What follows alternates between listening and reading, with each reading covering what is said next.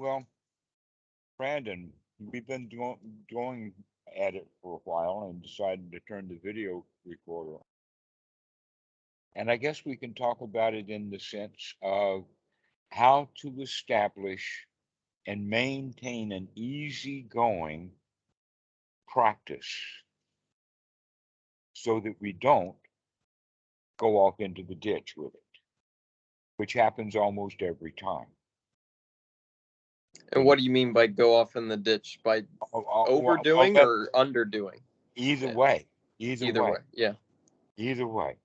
Too Or far to the another left, you're in the thing, ditch. Too far to the right, you're in the like ditch. it's exactly the middle path. Okay. The middle Yeah. path in this sense is to stay in your lane rather than stalling traffic. And so, yeah, there's kind of a middle path idea about it that a lot of students burn themselves out because they're working too hard with the idea of I'm in a hurry to get enlightened. Mm-hmm. And we should think instead to be kind of grateful to be able to right now relax. Yeah, I'm not in too much of a hurry to become a concept. Well, Anymore, at least. in the early life, I know where it happened, I know how it happened, I knew the events and all kinds of things, and that my primary life's uh, way of doing was to be in a hurry, trying to catch up Yeah. and not making it. And one of the things that happened, just as an example of that recently, was that I ran across the video on YouTube that just happened to have said, this is excerpts from 10 of the most difficult piano pieces that have ever been made. That did things like the Revolutionary Etude and the third movement of Beethoven's Moonlight Sonata. And the thing of it is that I had not only known each one of those, but had played it up until the last three, which I had never heard of, which I would expect that I had never heard of the most difficult pieces, where in fact I had actually practiced and tried to play seven, the first top seven out of 10 top 10 most difficult piano pieces in the world. Hmm. And I felt like a failure. Oh, really? Yes, because I wasn't able to play the most difficult music, and I was nowhere near ready to play the most difficult music. I needed to play music that I could play. I could have developed a repertoire of 200 or 300 pieces that I could have played beautifully, but I didn't. I became bad at the very, very top best piano music in the world.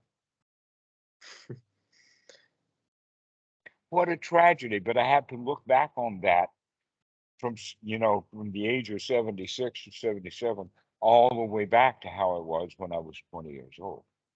Mm-hmm. Actually, even younger than that. That's very interesting. But that was the world that I lived in of classical music in rural South Carolina. They didn't hear anything that happened in the last 100 years. Mm-hmm. Yes, and so that was the whole point about the classics and whatnot. That was the world that I lived in, but I still chose the very top pieces personally anyway, because I was competing with all of the best students in whatever town that I was in, Yeah. rather than making friends with them and congratulating them for playing music that I couldn't play. I couldn't do that. Yeah.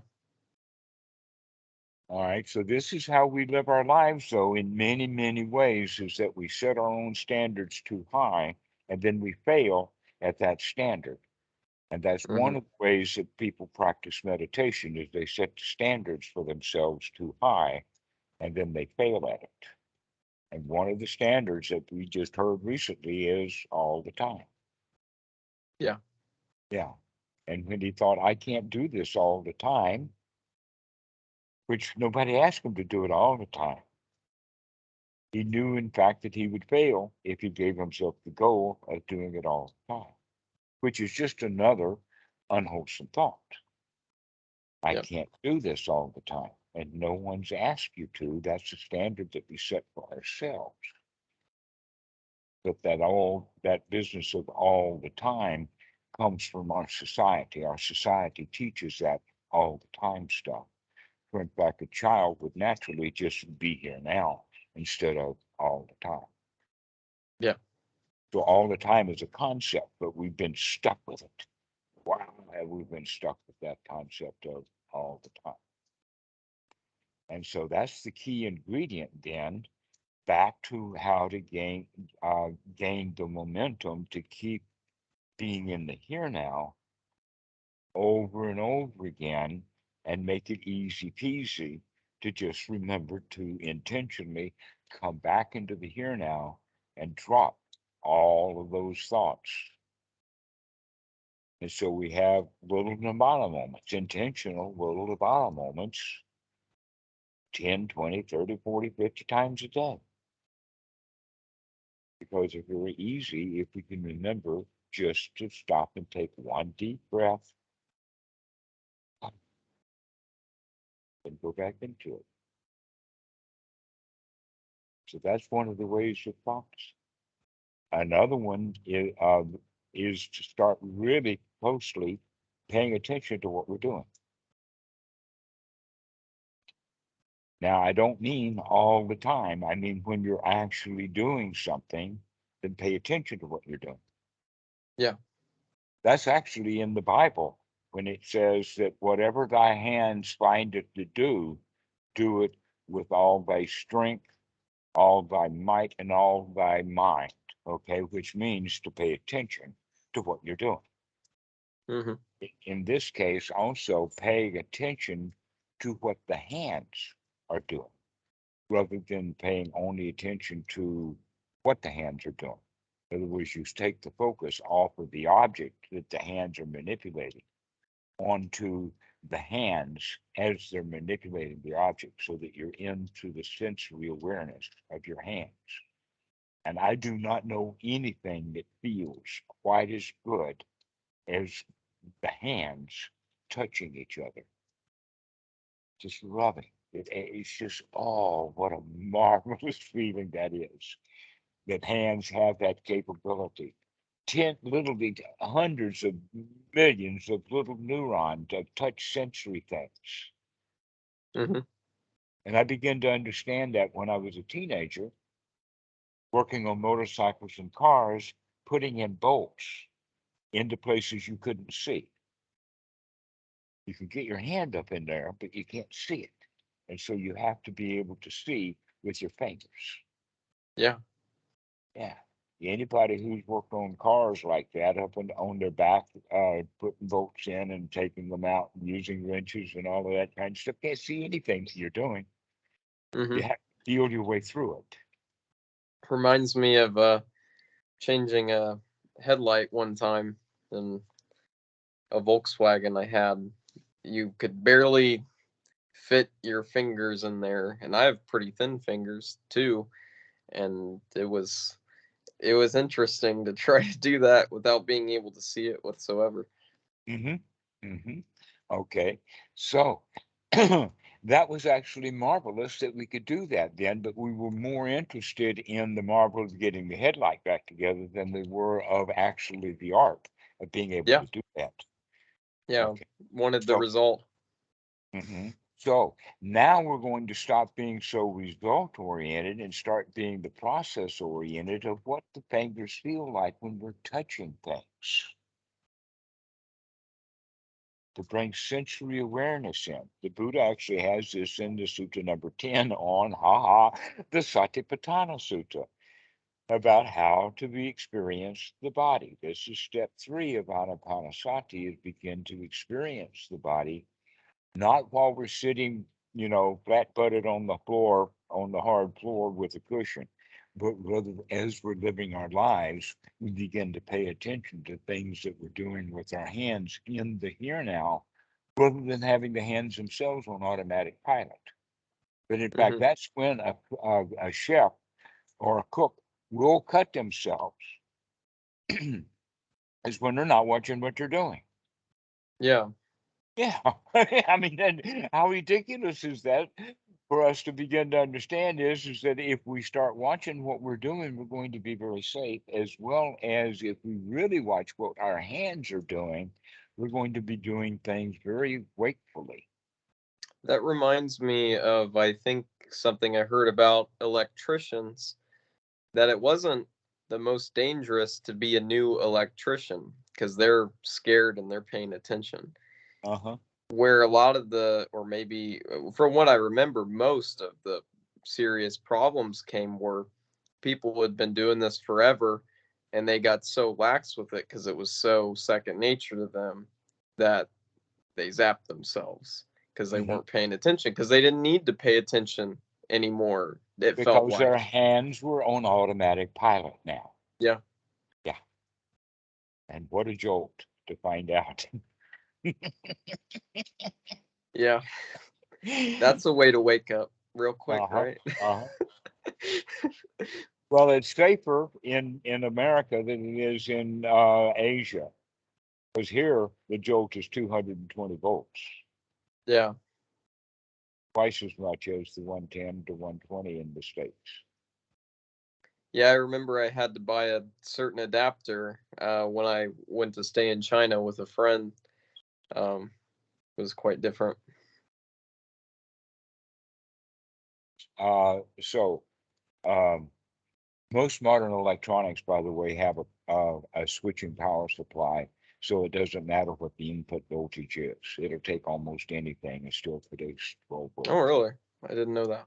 USB adapters all have that. It doesn't matter what you plug them into, they'll work. Well, yeah, I get that with USB. I didn't know it was kind of broadly applicable. Well, the laptop batteries are that way too. Yeah. They put out 18 volts, whether you put in 110 or 220 or whatever it is. Hmm. And in fact, I've got a USB adapter that has the voltage of the USB adapter and the amount of amperage that is being put out. And when that thing is not there, it's actually a voltmeter for the power circuit. All I have to do is just multiply it up. That's the, Yeah. you can see the house voltage going up and down and up and down. Changes about once a second. Because you see, I'm an engineer, and that's the way that I'm thinking and looking at stuff all the time.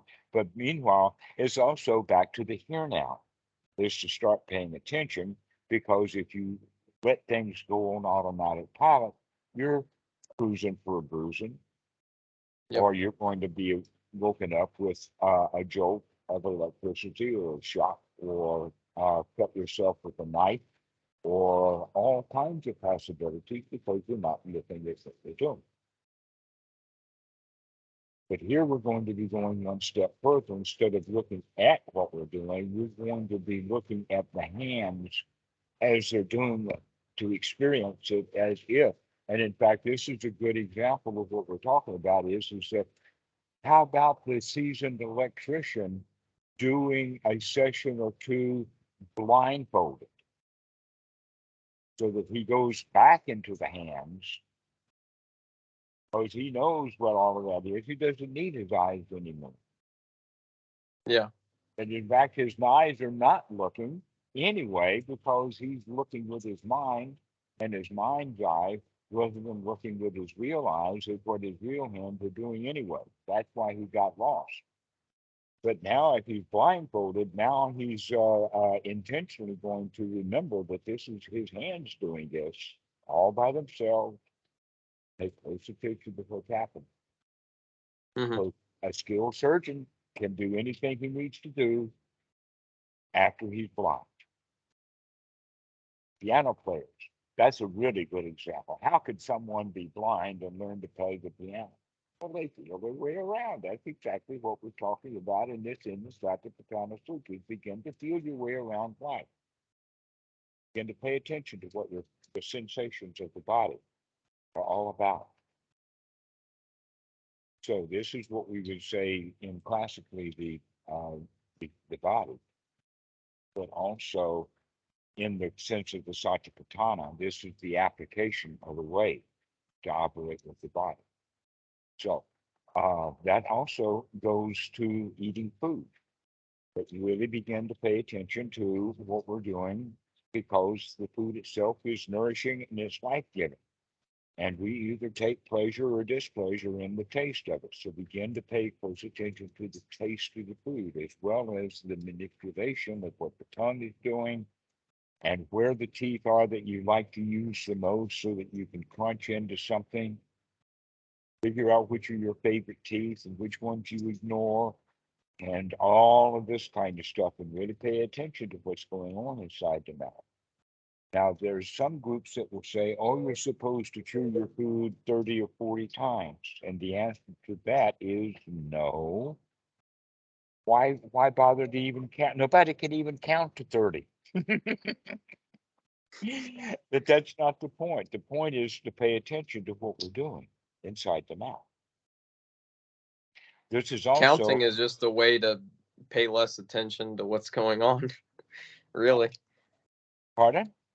I said counting is just a way to pay a little less attention to what's actually Okay. happening. Exactly. Uh, but the whole idea is to chew the food thoroughly because the more work that the chewing does, then the easier it is on the gut. Yeah. That's part of the point of chewing things really well, which also gets with the idea of beginning to slow down. That when we're paying attention to our hands, then we are much more in the here now, much more slow. We begin to slow down intentionally, not all day long, but whenever we remember it, to remember to come into the here now with the hands and to be here with the hands in the hands. It's quite marvelous. The touch.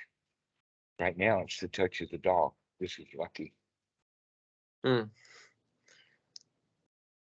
So, um, we can work with the hands, we can work with and when I say work, I'm talking about really play, to really be playful with this, to begin to enjoy being alive. That knowing that you're not, yes, that's right, to begin to There's so experience. much going on. Yeah, there There's is so much. it's so much going on with the hand. And it's And all so, brand new. Every split second. uh-huh, It's just a new feeling going on. right. So beginning to pay attention to that in the here now, because there's so much going on with the senses. The body is just magnificent. That the number of neurons on the fingers outnumber the neurons of sight. It's just the sight is Really? really directly wired, right? But if you get really, really sensitive, that's why people can do such magnificent little things like artwork, is because they've learned to control that fine motor movement, whether it's goldsmithing or painting or doing it on a violin. Maybe that'd be a good idea. Maybe get into drawing or painting or something and really. Oh, Zen and the art. Yes, I know all about it, certainly. Yes. There's some cultures, actually the Japanese, but they have that kind of artwork also in Thailand and in India, sacred art. Why? Because the mind is sacred when it's doing the art. Certainly, paying And even attention. if you think about, art that people consider sacred in other parts of the world, the people who were doing it probably were paying a lot of attention because of the meaning they were attributing to the piece they were making. Precisely so, that the artist is most happy when he's got the brush and the ink and the canvas right there. There it is. And he's in it, goes right in. So becoming immersed into the object is quite joyful, but it's even more so when you know what you're doing, that you're Mm-hmm. not of it, that you're awake to this process. And so we can practice being awake by practicing paying attention to our fingers, paying attention to our hands, paying attention to the movements of the body in general, especially the arms and how we use our arms. How much do you think um, the addition of wholesome thoughts is necessary in something like this? Because I notice when I'm really just with the sensations themselves, like right when it's happening, just like the split seconds all this is going on, it feels like, I don't know, things are amazing enough. Do I need to be adding these Wait, layers on, now, or is this a, the feeling and the niggle or the inclination that this is marvelous enough, that's the kind of thought that we're talking about. That's yeah, wholesome. yeah, That is enough. I mean, not only you don't have to pile on to that, because anything that you pile on to that would be um, taking the time to pile it on rather than remembering to take the time to actually experience it. yeah? That's kind of what I'm getting at. Is, to me, it's like, rather than some like active linguistic Oh, thought of this is awesome, it might be the recognition, maybe a little bit less in exactly an so. explicit way. The recognition is there, but you're so with the sensations that, to me, it feels like it's not always necessary to add some verbal thought to it. It seems almost counterproductive Well, sometimes, because I mean, congratulations. You're beginning to understand how the mind works, and that the only problem is the definitions of the words. mhm. Okay, that's what we need to look at. That many people use the word thought and automatically assume that it means discursive thought. Which is like the what I said when I said like linguistic. Is that what discursive Right, means? verbal. Verbal Verbal. Yeah. sankara is the word that is used in the Pali. The verbal Okay. sankara, or the verbal um, dialogue that we would be in when we were daydreaming. But now that you're not daydreaming and you're actually experiencing the touch of the fingers themselves, while we're doing that, we're in the here now, and we're in a different kind of thought, and that thought is in the senses. You see, there's six senses. One of them Yeah. is mind, and that's where we spend so much time. And then we have the eyes and the ears and the touch. And here we're actually beginning to experience touch in a way that we haven't since we were really, really little kids. But little children really don't like their bodies very much because they can't walk like an adult, and they fall down and they get hurt and they bump themselves and they don't have the muscle coordination and all of that kind of stuff that begins to help build up the attitude that we're a victim.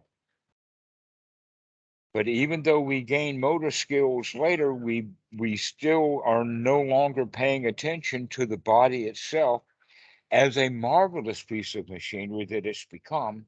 We still kind of remember it as the piece of junk that it started out as. Hmm. And so now the Satipatthana practice is actually coming back to the reality of the situation. This is a marvelous machine. This is an unbelievably beautiful machine that's here. Never mind its quirks and its problems. The fact that it's even here, that this thing called life is so marvelous. Yeah. Not even just the body, but the experience itself. To be All able to that's experience the there. body, you're not just a dead log out there in the woods. That Hmm. this body is a living thing. And paying attention to being alive and being grateful for being alive. Never mind who we're grateful to. We don't know that. It's just gratitude raw. Yeah. Just unbelievable. Wow, this is so nice. What a marvelous gift this life is. And here I've we been all, thinking like that a lot lately. uh-huh. All right. So beginning to think like that while we're actually experiencing, but then it's not a thought so much as it is a mind moment of appreciation. Yeah. And so we have a mind moment of touch and a mind moment of appreciation, and there's not much to say about it anymore. Yeah, that's kind of what I when I use the language like the recognition of this, it's kind of what I was meaning. Yeah. Hmm. All right. So let's take it another step, and that is about the body in the sense of the movements and the intentions of the movements of the body. And so we can do this in the sense of when we grasp and reach. When I'm doing that, there's technique to do it, and that is to open the hands, kind of like Dracula. As Dracula, in the old movies, when he's approaching the cute young thing in the bed, he does his hands very slowly like that. Okay, so this is the whole quality that we're looking for, is to be there, very aware of what your hand is doing as we pick up something. So that the next point is that what's the very first thing that touches that object? Is it my thumb? Is it the little pinky finger? How do I grasp it? And then we are experiencing the holding of it in the sense that we can actually experience each of the five fingers as they're each taking a position on that object. And so we know how we're holding it rather than holding it absent-mindedly any old way will do. It's sort of like we know how we're holding a hammer.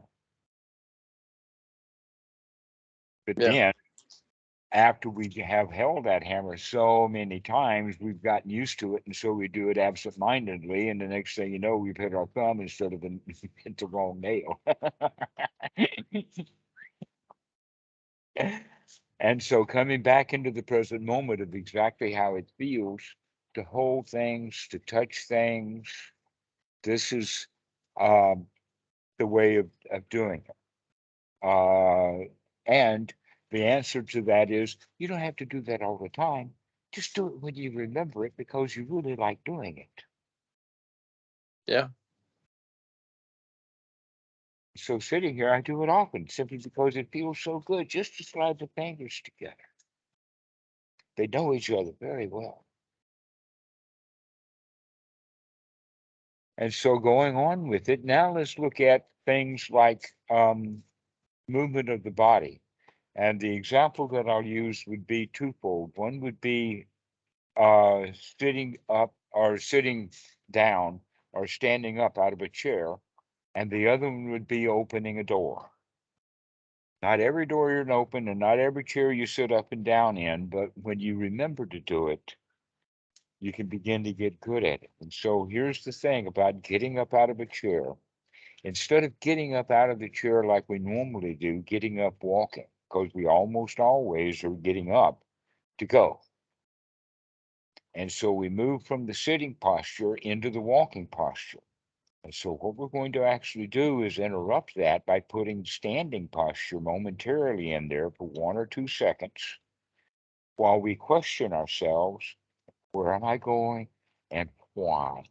What is it that I want so bad that I'm willing to get up out of my comfortable, wonderful, marvelous chair and go get? Is it worth getting up right now?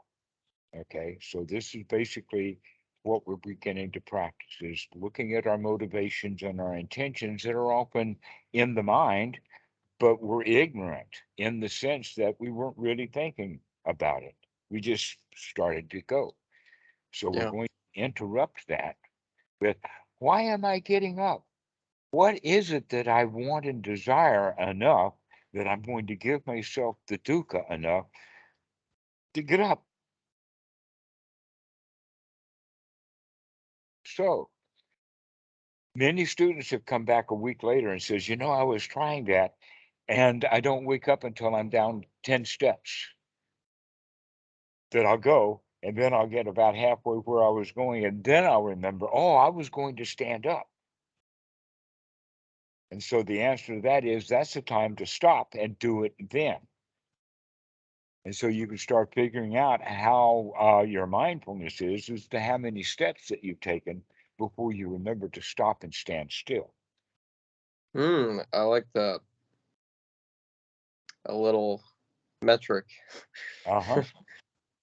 So can you actually stop on the way? And in fact, can you stop when you get up? The first thing that you do is stand in a standing posture rather than already in a moving posture.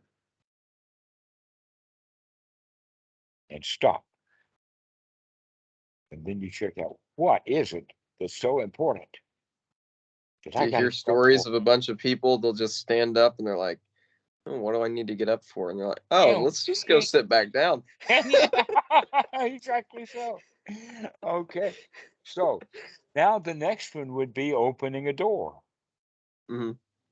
Now, there's a lot of doorways we just pass through absentmindedly. We're not paying much attention to that in this particular practice. What we are looking at is the time and effort that it takes to actually open a door. Why? What exactly am I going to do when I pass through this door? Why am I bothering to take the effort to get up to this door and now open it? And often it's to say, because I've got to go to the toilet and it's the bathroom door, but at least we're going to do that, stopping to check out what are we doing right now? What's our motivations? What we got on our mind? And often we have to get, when we stand up to go someplace, they're the same thing, especially like getting out of the car.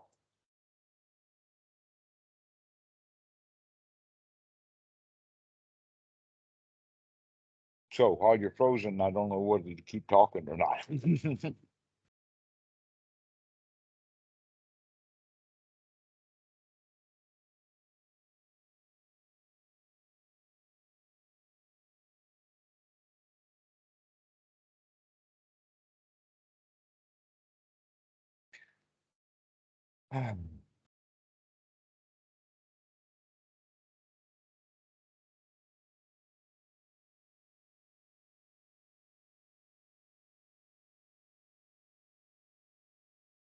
Well, Brandon, you've been missing for quite a number of seconds now, so I think that we'll go ahead and end the recording, and maybe you'll come back in later.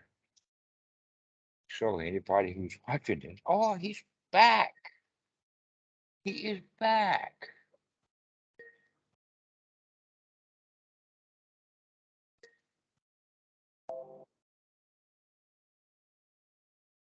Ah, he's back. Okay.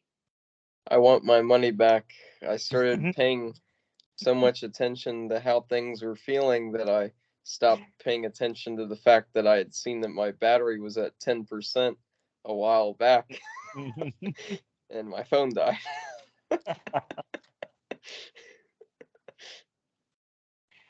Yes, I waited you out. If I stay online, sometimes you can call back in and I can reconnect you to the call without losing the recording. Oh, great. Awesome. So, uh, still says that it's recording, I think. Yeah, Um, it's recording. It recorded right as I called, so mhm, or right as I joined. So I'm assuming it went through. right. So anyway, we were talking about just getting out of the car. That's a Oh, point of time of where am I going? What am I doing? I stand up, I open the door, or I open the door to the car first and then stand up. And while the door is still open, I say, what's this all about? This is a moment to stop, to take a deep breath, to be happy. Then we close that car door and go wherever. So this is the kind of practice that we're going to develop. Now, the next one on the list is coming to sit down in a chair.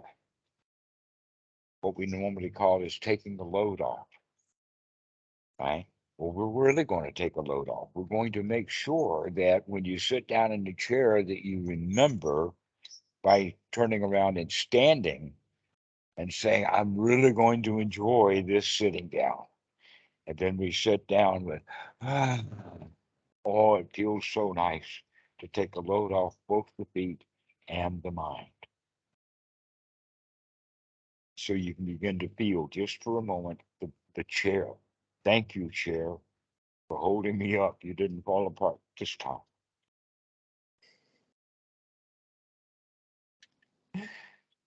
And so you begin to be holding gratitude for the chair and the feeling of the chair. The chair is still nice. Thank you.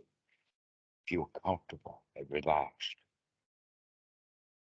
And so this is the way that we become and sit down to really, really sit down and really pay attention to the fact that this is nice. This is great. Everyone takes that time. I mean, just how much trouble it is. You can see people were using public transportation and they're standing for the bus and they're working and all of that. And then the bus comes and they hop on the bus. But as soon as they sit down in the seat, it's like, uh, there's also the idea that you see it with kids, but you see it in airplanes and all kinds of places with other people, restaurants and all of that, is that they'll fight over who's going to sit here up until the point that somebody is actually sitting down. And whoever gets to sit on that chair has won that chair. Have you ever seen that little ritual played out with people? That they'll rush to the chair, but if I want that chair, I'm going to let you have it if you just get there before I do. Yeah, or something really common in my family growing up was the saying, move your feet, lose your seat. Because once you're out of the chair, Once you're it's out, anybody's game. exactly again. Okay. So that's the way that the chair is. The chair is empty until you sit down in it. So that means that you're home free, you're safe, you're secure, everything is all right, everything is fine. And so we can actually take that moment to reassure ourselves with that thought process that we're talking about, the didactic, and remember that. And then we take the next moment to really enjoy being in the chair without having to think about it, but just be there, experience the various parts of the chair on the legs and on the butt and on the back, the way that that chair feels. With a point of gratitude. Wow, I'm glad that I'm sitting here. I could have been standing in line instead. Okay, so these are ways to learn a new way of spending mind moments of the day is the touch of the item with the hands, just getting up out of a chair, opening doors, sitting down. These are all big junctures. You don't do it a lot during the day. You're not up, down, up, down, up, down, up, down. You're probably what, 10, 20 times a day is all you do. Sometimes maybe not. Maybe sometimes only 5 or 6 times do you get up and sit down. But that's 6 or 7 times opportunities to practice. I like this a lot. It sounds like fun. Yeah, it is. Make it fun. It's a toy to play with. So you can see how the various parts of it. What's it like to chew the food? What's it like to feel the hands? What's it like to feel sitting in the chair? What's it like to stand up to go someplace? All of this kind of stuff is now beginning to take charge of our lives. But we do it easy, middle path, not hard, not fuss at ourselves when we're not doing it, but rather when we are doing it, really like it. Which is motivation enough to continue to remember to do it. Yeah. Oh, that's a See, lot of fun too. See, I'd feeling the been hands doing, as yeah, feeling the hands. But I could see that it's a very soft beard. You spent a lot of time softening it up. I don't spend too much time softening it. You I just guess I spent just spending like there. touching. There it is. There you go. That's softening it up. Oh, that's softening it up. I guess a little bit of the hand oils gets to the beard. Maybe it does soften That it. and the stroking. Yeah. And the stroking. If you keep stroking your mind the way that you're stroking your beard, your mind will become as soft as your beard. And look how much pleasure you get by stroking the beard.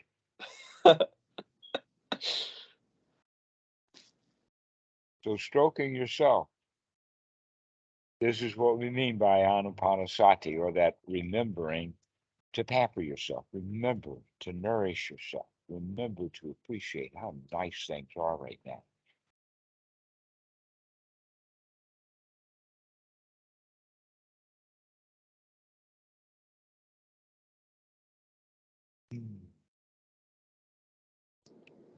Just feels like there's so much going on right now. Sitting here, really paying attention to all this. I mean, Isn't it my marvelous that we're just here just to watch the show? What a magnificent show it is. it is a great show.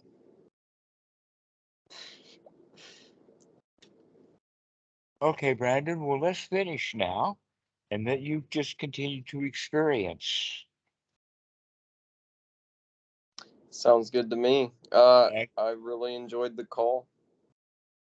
hey, I did too. This is a lot of fun. Talking Yeah, about reality, talking about having fun with it yeah.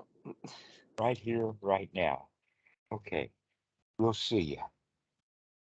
And since I'm holding the phone, I'll do what you showed me before. Okay, bye bye. See ya.